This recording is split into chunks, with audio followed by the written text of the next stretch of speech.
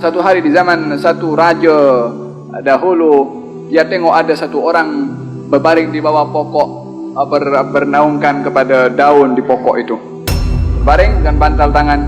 Lepas tu dia bangkit dan ambil dia punya beg, ambil ada roti kering. Ambil roti kering tu, di depannya ada air sungai yang mengalir jernih, dibasahi roti kering itu.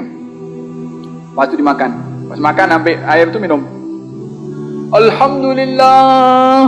Dia punya ekspresi alhamdulillah itu nampak memang puas hati betul dengan makanan roti kering dengan itu air yang depan itu.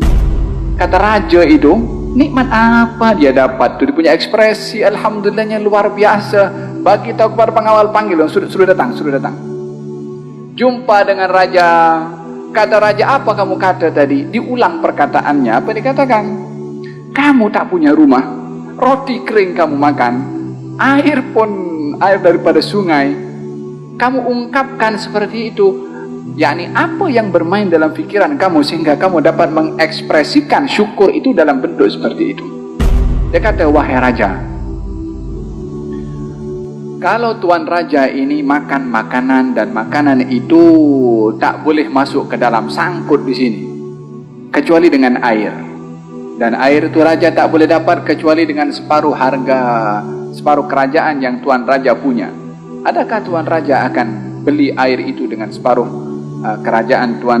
Dia kata, ya, tak akan aku nak biarkan makanan sangkut di sini. Wahai tuan raja, kalau air yang sudah diminum itu tak boleh keluar kecuali dibeli dengan separuh lagi kerajaan kekayaan tuan raja, adakah tuan raja akan beli? Dia kata, ya, siapa yang nak tahan sakit tak boleh buang air kecil. Kata orang itu, kalau begitu kekayaan tuan raja nak dibandingkan dengan segelas air dan nikmat buang air belum memadai. Saya dapat itu naungan free, dapat air free, dapat roti. Bukankah itu adalah sebesar-besar nikmat yang Allah bagi? Yang di istana tak merasakan nikmat yang hanya makan, yang tidur di bawah pokok itu. Laisal ghina, bukan kekayaan itu bikathratil arad, dengan banyaknya kita punya kaya, harta yang disimpan. La, bukan itu. Walakin al-ghina, orang yang kaya adalah ghina nafas, hatinya kaya. Dengan yang ada cukup makan hari ini, alhamdulillah. Esok ada rezeki saja besok. Faham tuh? Ini sifat adalah sifat dalaman, bukan sifat luaran. Kita tak boleh, ini orang kaya, dia bukan ini orang kaya. Belum tentu juga. Ada orang kaya yang dia banyak kaya harta, kaya hati. Ada orang miskin, sudahlah miskin harta, miskin hati. Faham dong? Ini sifat dalaman, tak boleh diukur dengan zahir. Dan salah seorang anak murid, dia belajar kepada seorang gurunya yang miskin, tak punya harta. Hari-hari gurunya kalau nak pergi makan, pergi sungai memancing, dapat ikan, baru dimakan. Esok pergi mancing lagi, dapat ikan, makan. Hari-hari macam tu. Ya, ini rumahnya pun kecil. Satu hari gurunya ini suruh anak muridnya pergi ke bandar, pergi ke tempat abangnya untuk menyampaikan satu hajat. Maka anak murid pergi ke bandar, pergi bagi address alamat rumah abangnya. Dia dapat rumah abangnya besar, ya ini banglo lah kalau bahasa sini. Pergi jumpa dengan abangnya dan sampaikan hajatnya. Kemudian anak murid itu beritahu, wahai tuan, saya diperintah oleh guru saya untuk memohon kepada tuan menasihati guru saya. Kata si abang itu, beritahu kepada adik saya, jangan bergantung cinta dengan dunia. Kata anak muridnya, tak silapkah dia bagi nasihat? Bukankah nasihat itu untuk awak?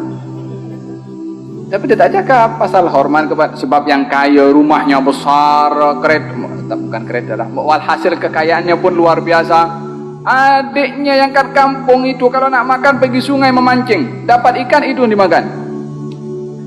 Balik kampung dengan geram, jumpa kepada gurunya, dibagi tahu pesanannya, gurunya pun menangis. Allah lagi pelik.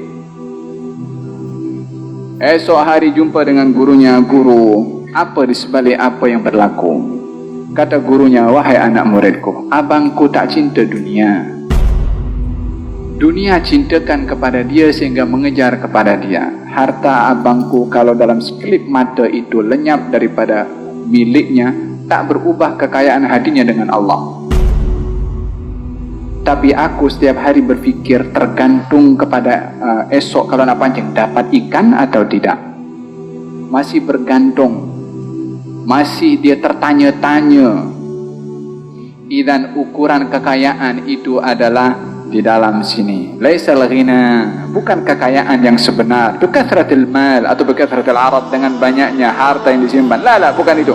Tapi ghina adalah kekayaan di dalam hati. Wallahu a'lam.